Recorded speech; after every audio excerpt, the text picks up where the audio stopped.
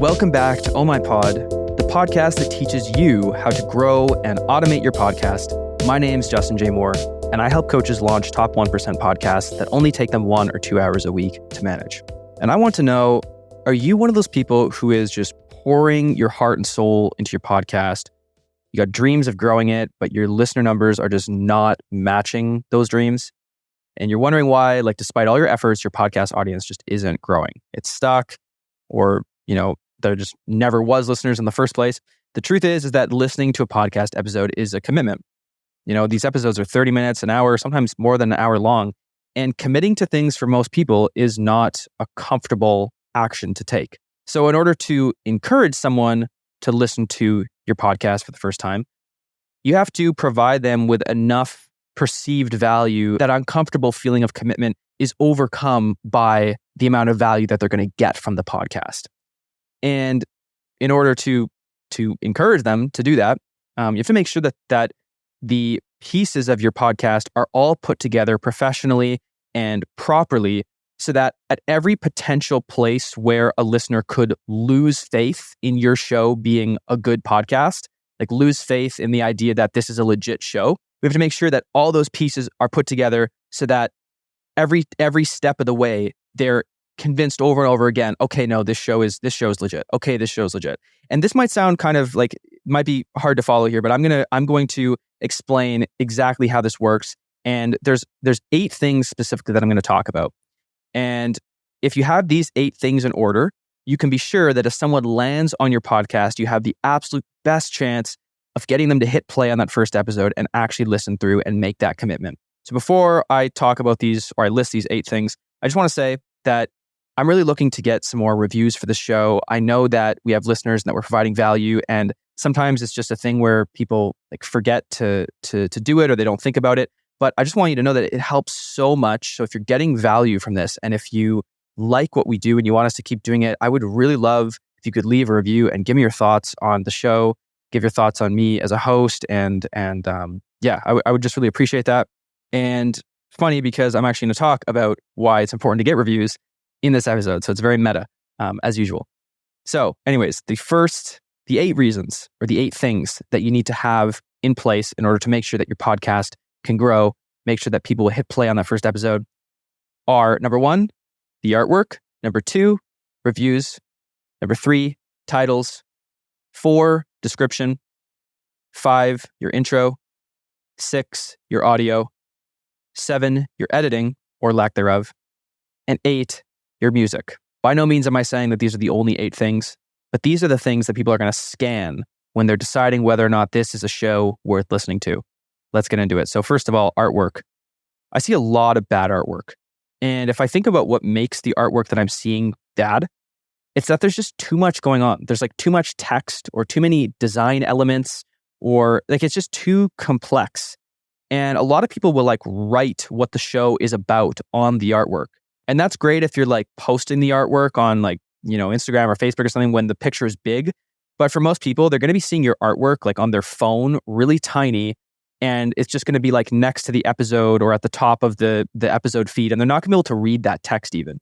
So all it is cluttering and making it look, I don't know, like it was created by you on Canva in 3 seconds. And if it was, it can still be good, created on Canva. But one of the main things is it's just overcomplicated.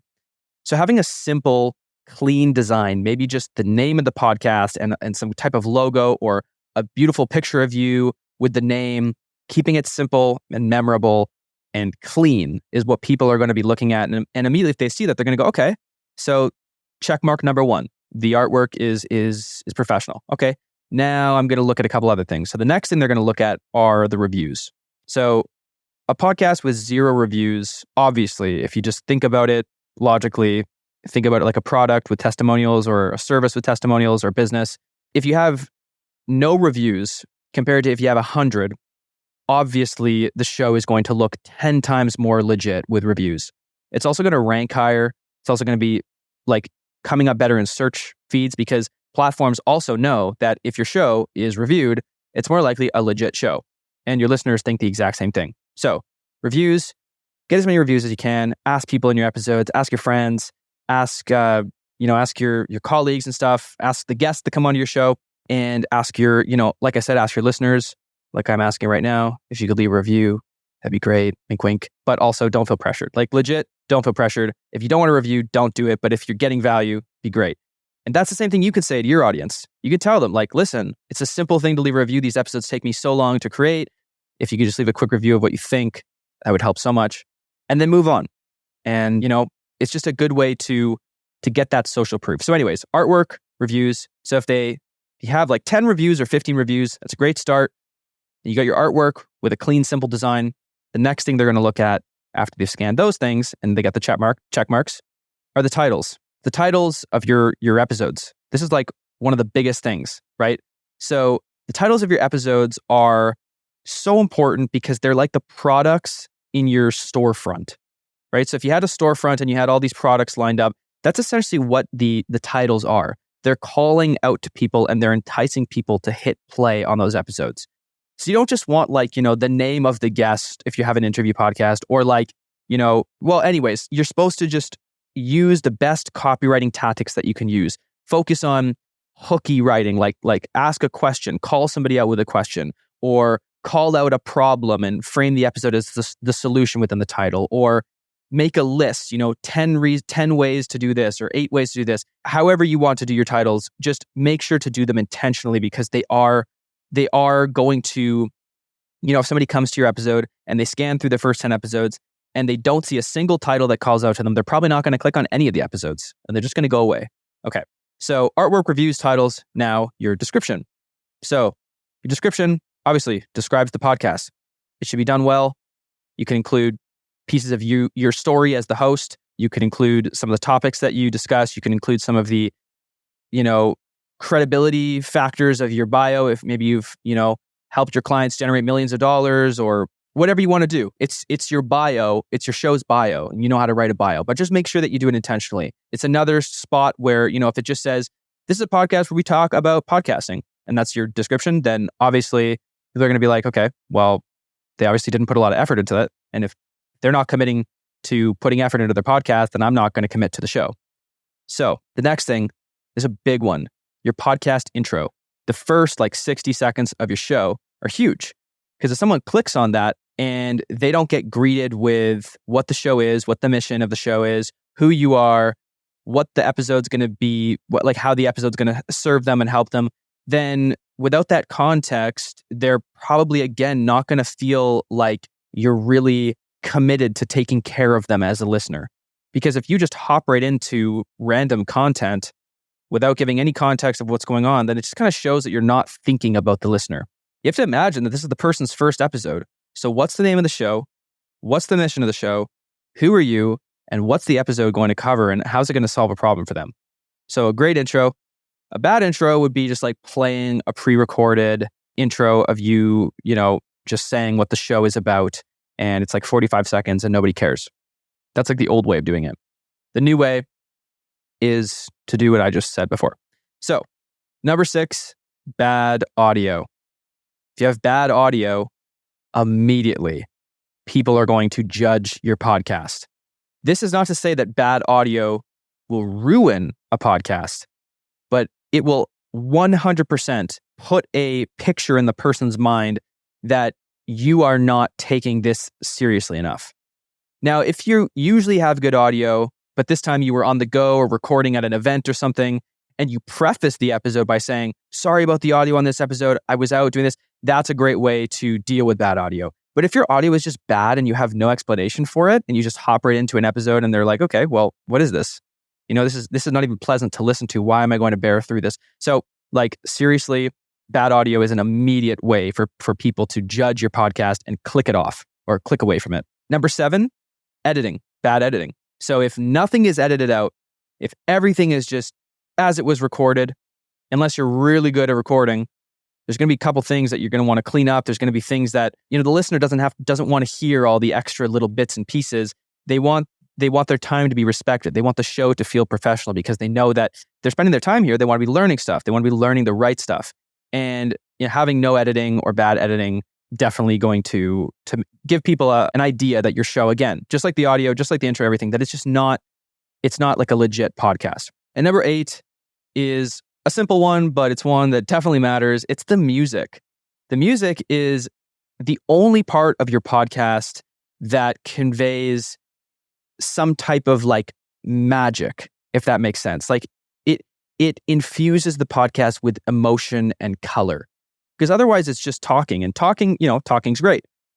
And of course there can be emotion in talking, but why do movies and commercials and TV, why do they all use music? It's because it infuses that with a sense of magic and wonder.